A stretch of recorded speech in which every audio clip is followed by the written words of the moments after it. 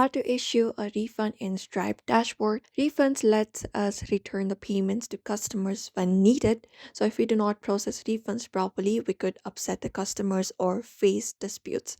So let's do it step by step. So for that, you can either open up the browser or open up the app. I'm just gonna open up the app for now and log in into our Stripe account if we are not logged in. And from there, we can go to payment sections. So from this dashboard available, we can tap on the payment option right beside the home, tap on it. And there we'll be finding all of the payments that we have done using our Stripe. So we can check for details such as customer name, amount, the status, etc. You can tap on status. In order to view the status, you can filter it how you would like blocked, cancelled, disputed, etc.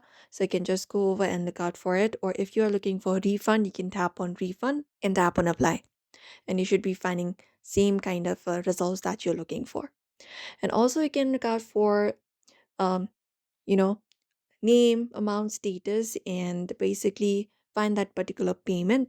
Once you find it up, you can tap on refund option in the top right corner of the payment page and you can refund the entire amount. You can enter the amount to refund. We have full refund and partial refund, so you can filter it out. Let me just show you.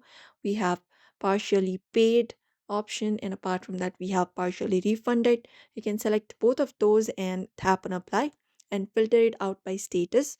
And once you do so, you can you can just go over and confirm the process, follow the prompt to do so, and Stripe should process the refund. It may take about 5 to 10 business days to reach the customer's bank, and you can just go and follow up this process.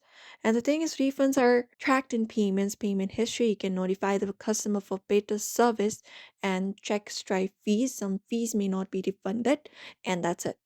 Now we have successfully issued a refund on Stripe dashboard. So we hope this video was helpful. Give this video a like and subscribe for more tips and tutorials.